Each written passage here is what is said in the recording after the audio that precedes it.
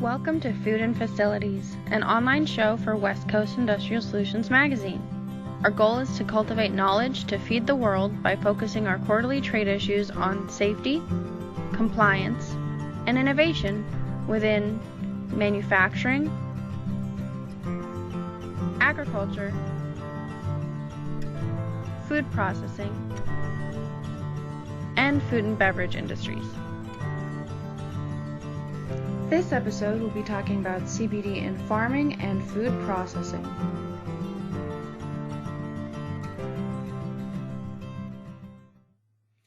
Welcome to Food and Facilities. I'm Tara Sweeney. I'll be your host today.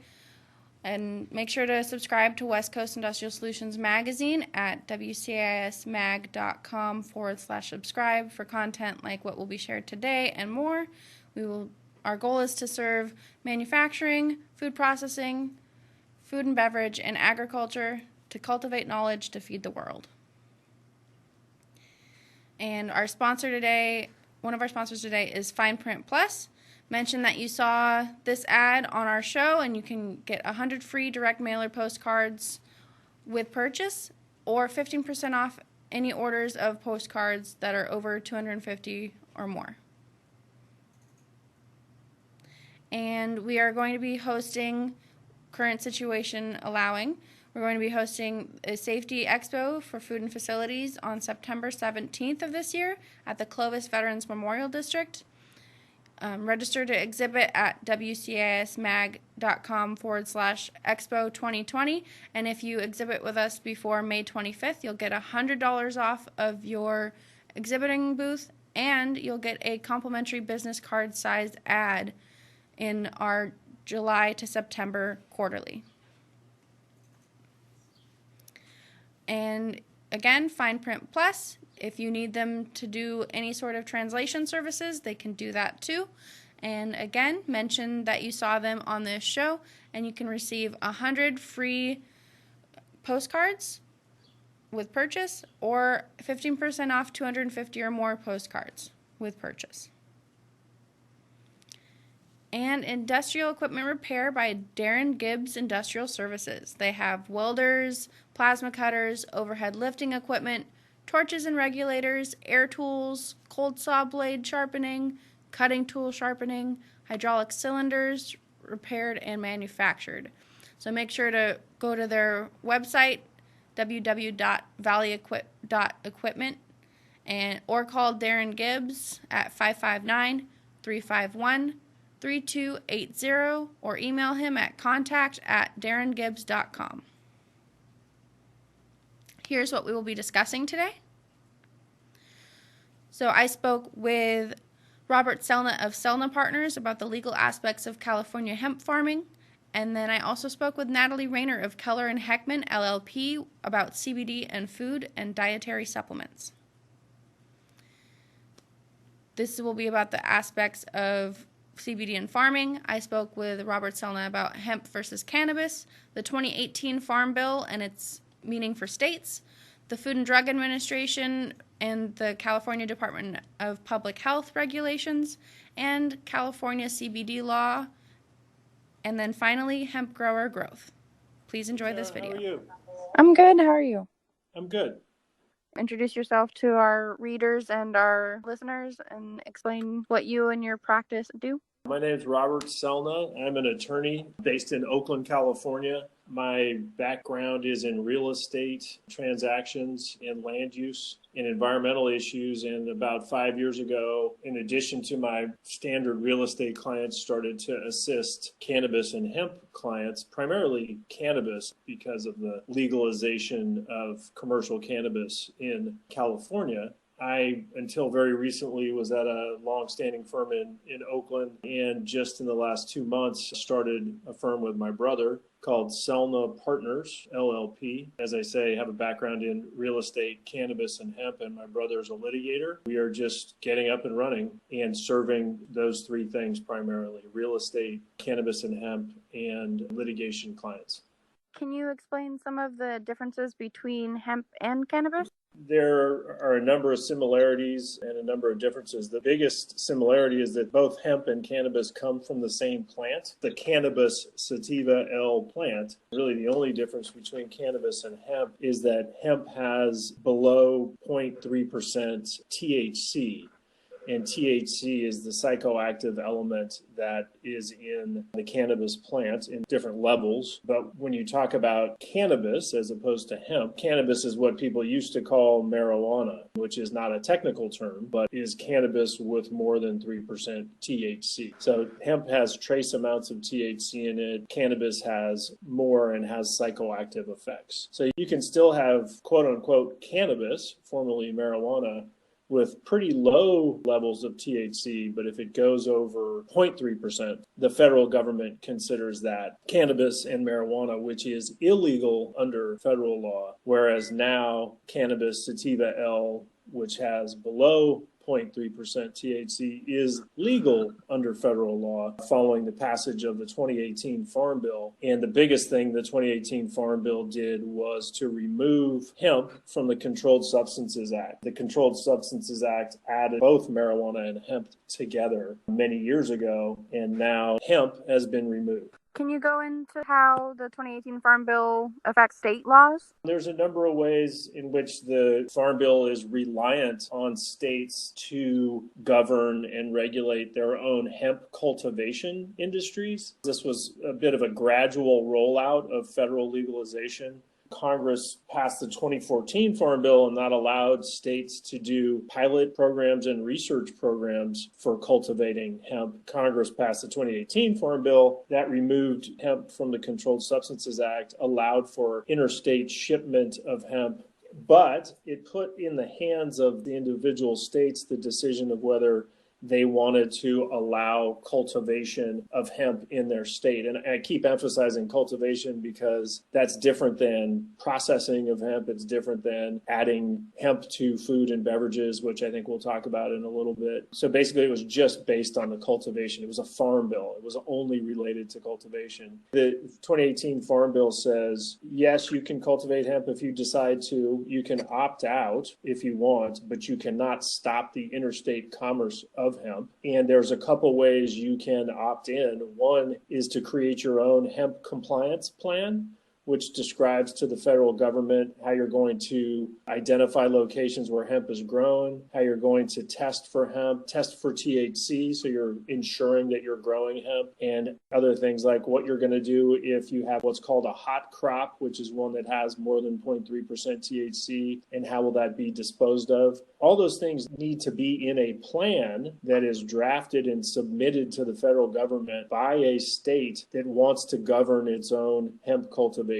The alternatives are to opt out, but you're not allowed to stop interstate commerce. You're not allowed to pull over trucks that are carrying hemp and seize the property. Even a state that doesn't allow its own cultivation must allow trucks to pass through who are delivering hemp. The problem with the Farm Bill for the state governments and the federal government was the Farm Bill said in states, if you want to allow cultivation, you have to come up with your compliance plan, and it has to be consistent with federal rules. The problem was a chicken and an egg problem because the federal government hadn't produced its own rules yet. And so it was asking states to comply with the federal rules without having provided its own rules. And so there was mass confusion about that. And most states stuck with the 2014 Farm Bill, which was pilot programs simply to do research on hemp cultivation, because through 2018, there was no federal guidance on what a state compliance plan had to look like. That changed in October 2019. The federal government issued something called the Federal Interim Rule, which provided the type of guidance for states that they needed to submit a compliance plan. So to take California for an example, California has decided to regulate its own hemp cultivation industry. So it passed legislation in order to draft a compliance plan. Now in the process of drafting a compliance plan, and that work based on the resolution is supposed to be done by the end of May. We'll see if that deadline is met. The federal interim rule from the federal government to provide guidance was issued at the end of October. And public comment was due on that by the end of December. And they got somewhere in the range, I think, of about 4,000 some comments. The U.S. Department of Agriculture has been working its way through those comments since then. If you break it down, the Farm Bill said, yes, you can regulate your own hemp cultivation, states, but you have to submit a plan to us. And before you can do that, we have to give our plan to you. The situation we're in now is that states are submitting compliance plans, or they're opting to stick with the 2014 Farm Bill, which is supposed to limit their cultivation to pilot projects and research projects. Some states have interpreted that to mean that they can do market research, meaning they can sell cultivated commercial hemp and do market research on it, which is kind of a sidestep to a requirement that it just be research pilot projects. Some states are opting out, and then others are just going to follow whatever was in the federal rules and not come up with their own. That's the place we are today. What would you say that the Federal Drug Administration and the California Department of Public Health has in regards to regulations to CBD? What the Farm Bill did was it explicitly left the use of CBD for food or beverages up to the Food and Drug Administration of the federal government. And then states have their own health departments that track the Food and Drug Administration with respect to food and beverages.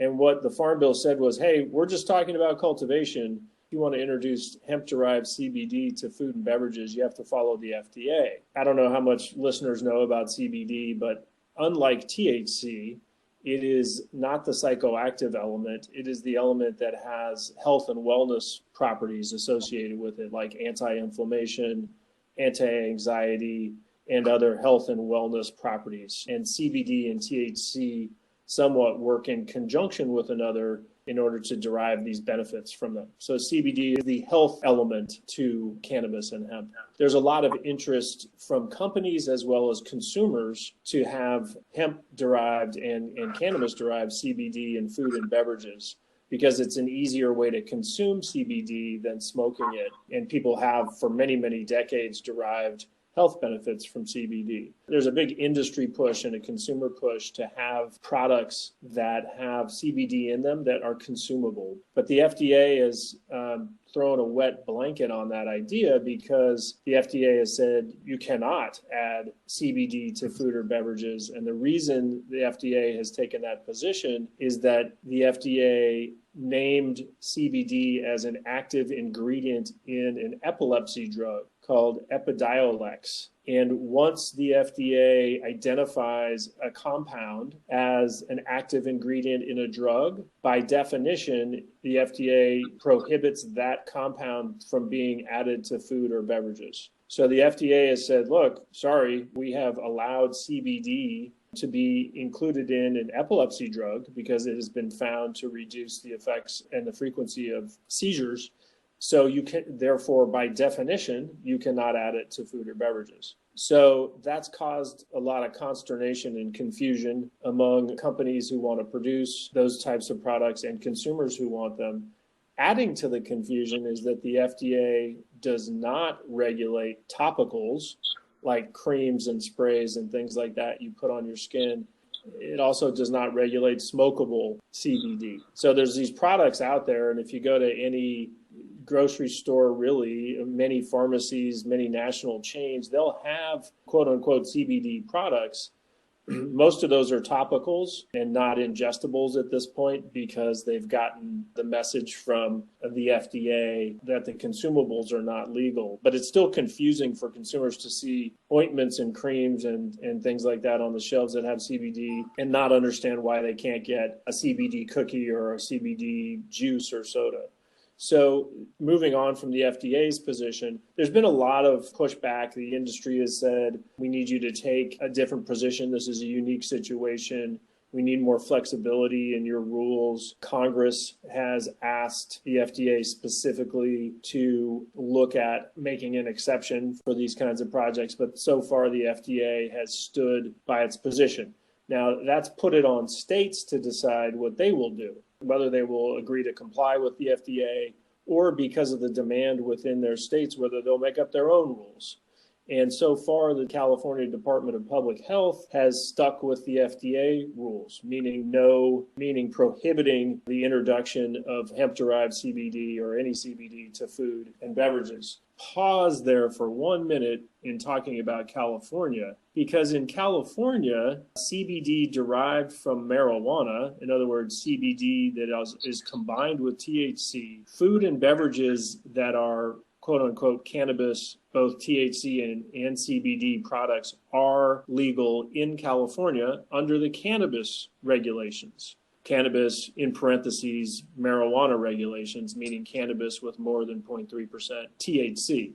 Those products are legal in California. Under the state law, they would be absolutely illegal under federal law because they are not hemp products. Just to clarify, CBD from hemp that has less than 0.3% THC, and CBD can be derived from cannabis/marijuana that has, in addition to the CBD, more than 0.3% THC. What the CDPH, the Public Health Department, has said is, no, you can't add hemp-derived CBD to food and beverages. We're not going to allow it. The FDA doesn't allow it. We're not going to allow it. Meanwhile, the California State Legislature, the representatives in the legislature have a lot of constituents who want hemp-derived CBD to be added to food and beverages and to be able to sell those and consume those on the open market. The state legislature introduced a bill last year that would allow CBD to be introduced to and added to food and beverages. It had widespread support last year. It was called AB 228 and got to a committee and stalled out and was never given a final vote and never went to the governor's desk. Behind the scenes explanation for that is that the governor's office was not all that well educated on the differences between hemp and CBD, didn't really know how well the laws would coincide, and there was concern from the cannabis/marijuana industry that hemp-derived CBD given a chance to unfairly compete against the marijuana CBD industry and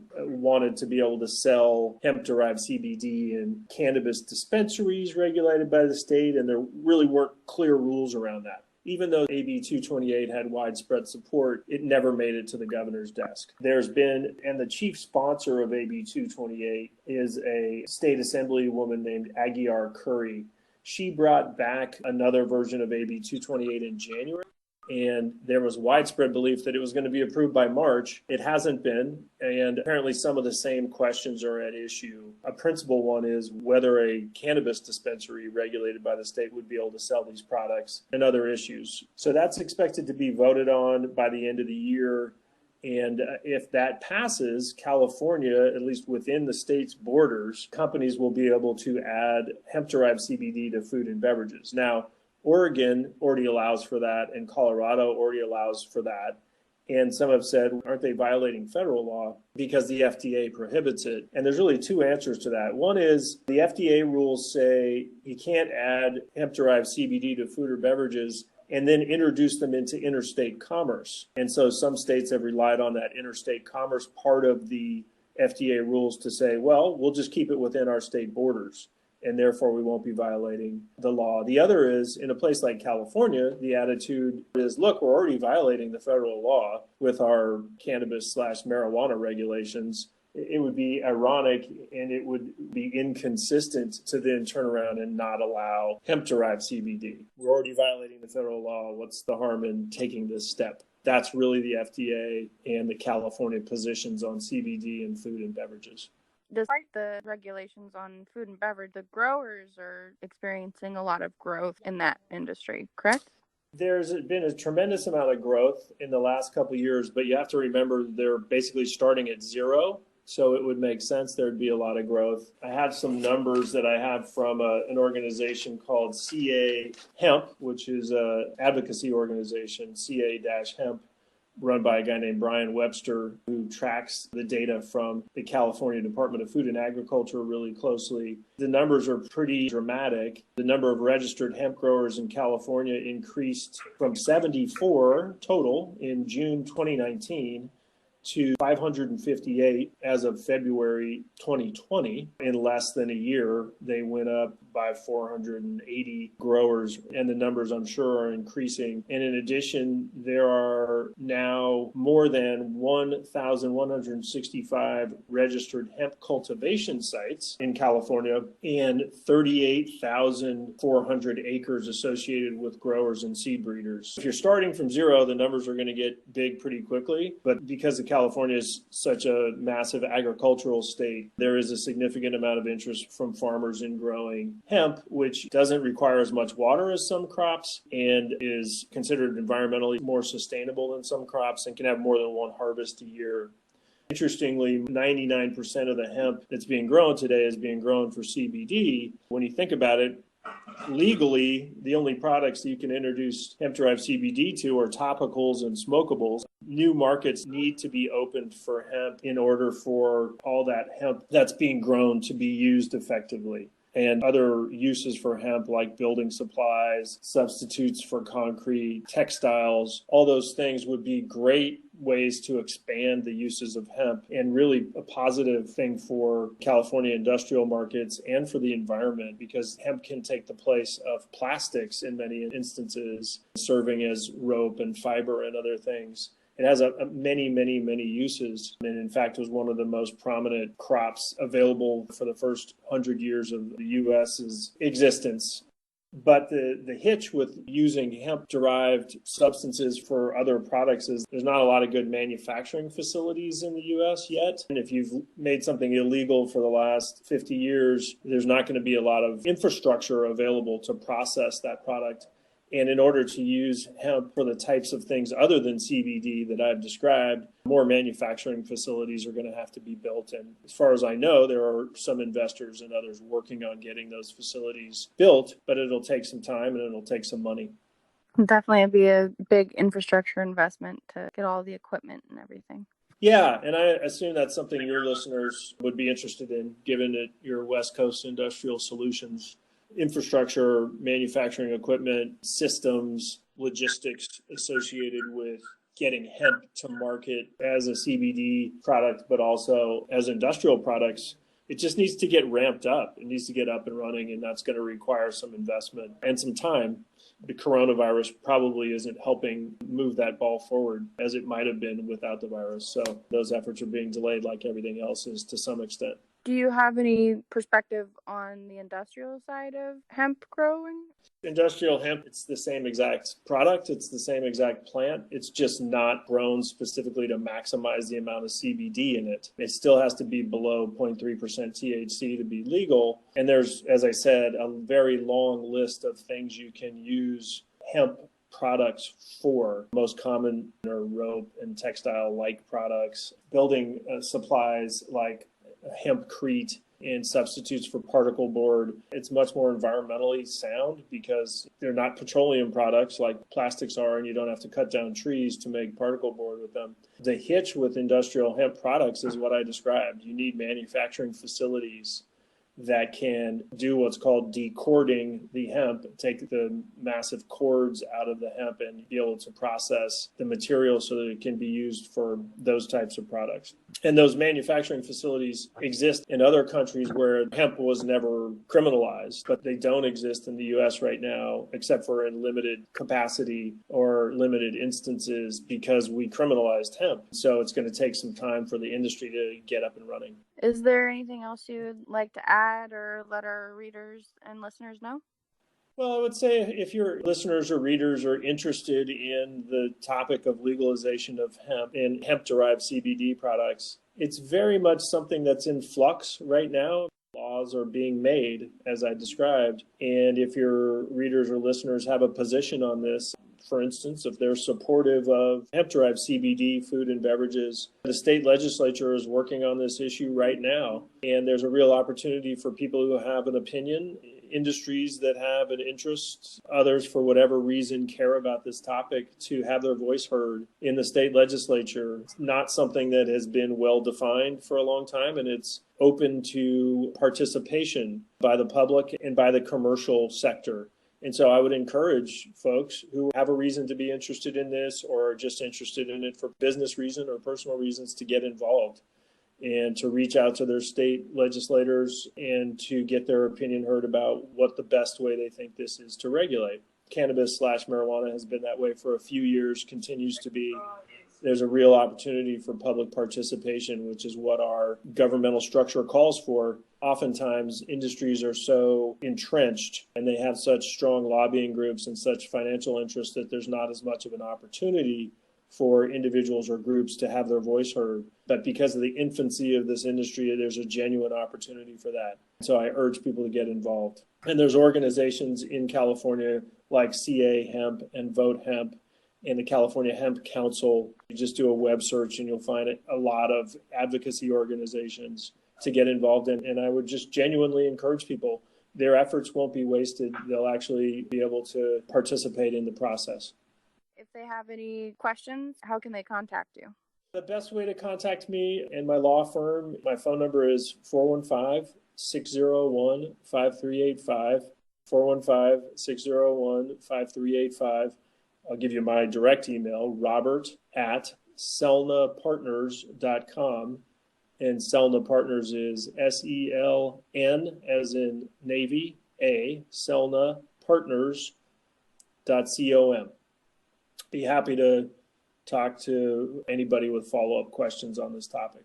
Thank you for taking your time to talk with me today. All right, excellent. Well, thank you. And welcome back to Food and Facilities. I hope you found my discussion with Robert Selna as insightful as I did. And I would like to bring up another sponsor today, Dynamic Coatings. They are great for anyone in food processing or any industrial industry. They have urethanes, epoxies, drains, polished concrete, and stain. It's a fast curing concrete. It's antimicrobial, and it's compliant with the FDA, USDA, OSHA, and more.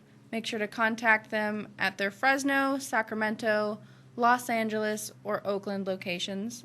And you can call them at 559-225-8065 or go to dciflooring.com. Another one of our sponsors is Safe Food Alliance. They have a variety of food safety services. They can do training on-site, one-on-one, or online. They are also the top food safety expo host for Safe Food California in California. And then they also have research and laboratories to help support you in getting all of the information that you need.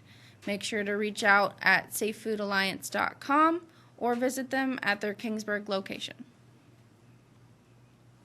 Next up, we'll be discussing CBD in food and dietary supplements with Natalie Rayner of Keller and Heckman LLP. I discussed with Natalie the 2018 Farm Bill again, the FDA and CBD, the need for food safety data, varied state regulations, and what it means to collect robust safety data. This is Natalie Rayner of Keller and Heckman. Can you explain more about what you do and your firm?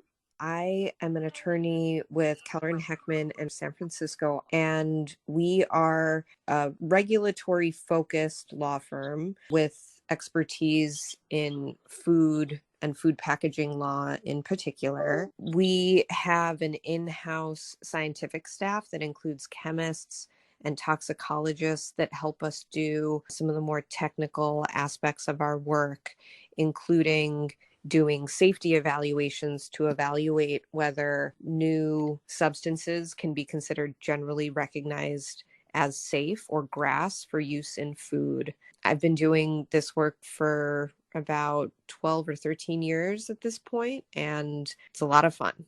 We're going to be talking about the regulatory status for CBD in food today. Could you give an outline of the 2018 Farm Bill and how that affects CBD in food?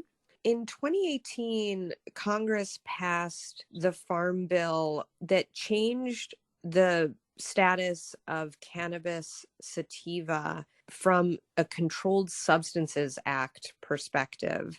So that's more of what the Drug Enforcement Administration or DEA's status for cannabis is. It changed really what the DEA considered to be legal versus illegal hemp farming. But the 2018 Farm Bill changes really had no effect on the use of cannabis or cannabis derivatives like cannabidiol or CBD in food or dietary supplements. The status of CBD in food before the 2018 Farm Bill is the same as it is today, which is that there is no approved use of CBD in food or supplements at this point. And that's on the federal level, correct? That's right. At the federal level, the way to get to a good spot for CBD in food would be to either submit a food additive petition or FAP, or to be able to support that CBD is generally recognized as safe or GRAS for use in food, or that it's a safe new dietary ingredient for use in dietary supplements. But at this point, there is no public GRAS notice. There's been no food additive petition submitted for CBD. So at the federal level, there is no clear status for CBD and other cannabis derivatives.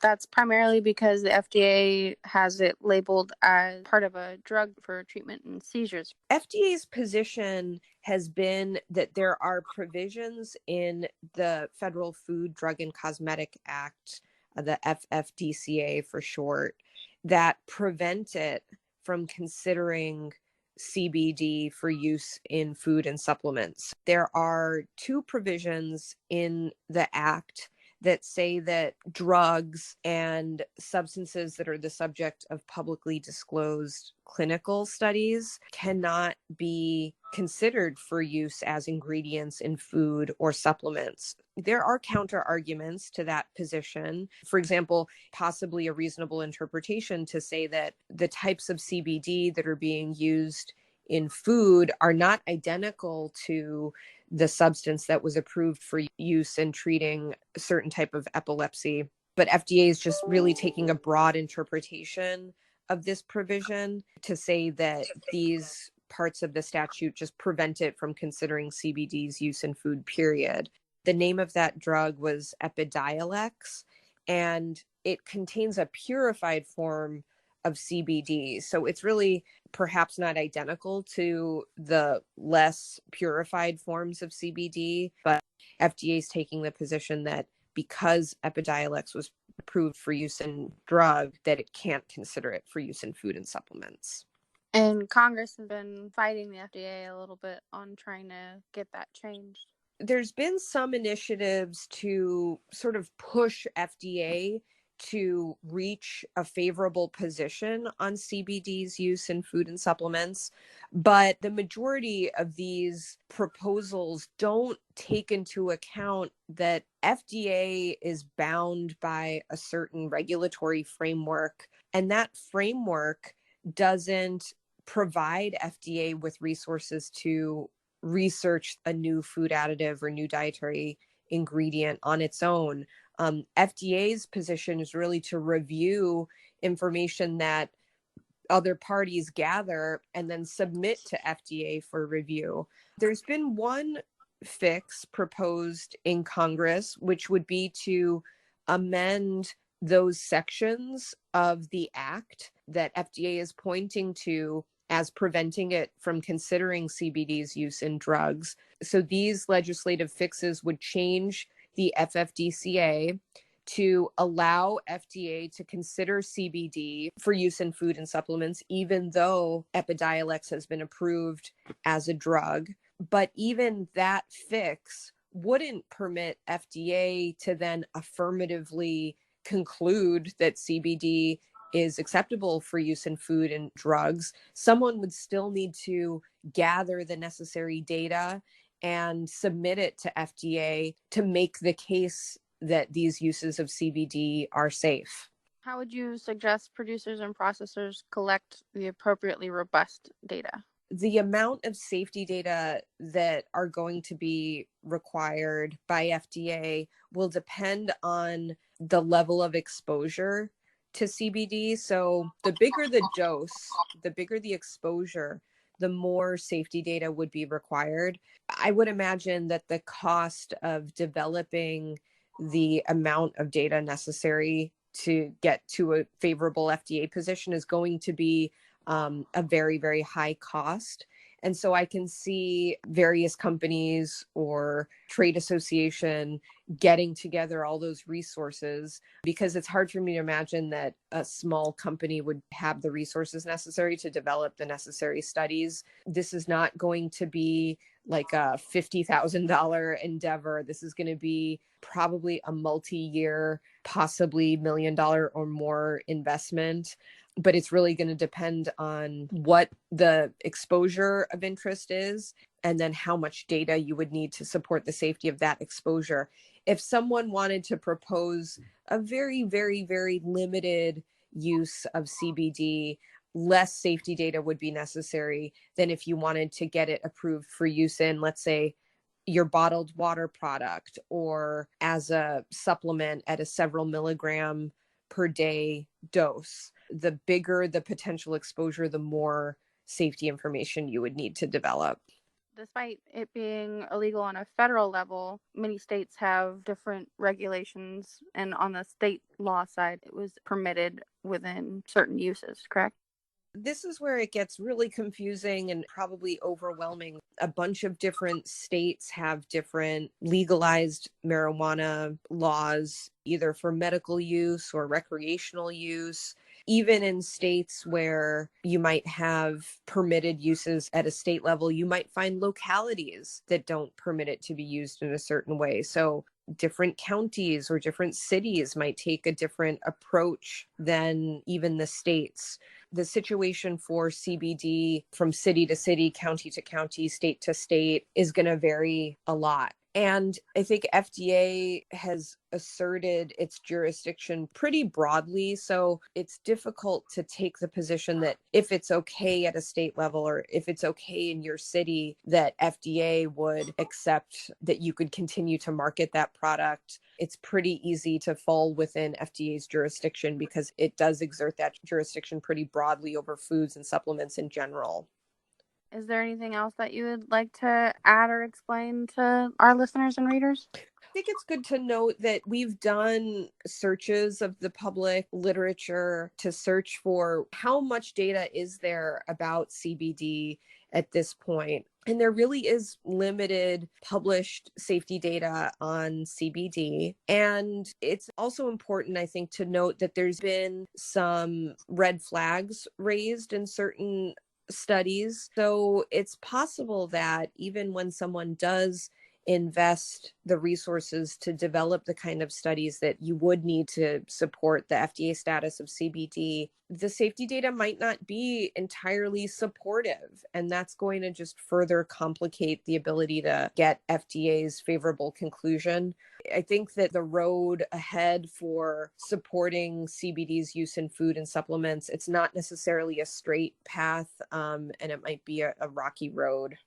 Thank you for taking time to talk with me today. How can our listeners and readers contact you if they have any questions? You can email me at rainer@khlaw.com, or you can call at 415-948-2821, and we'll be happy to help with whatever questions you might have.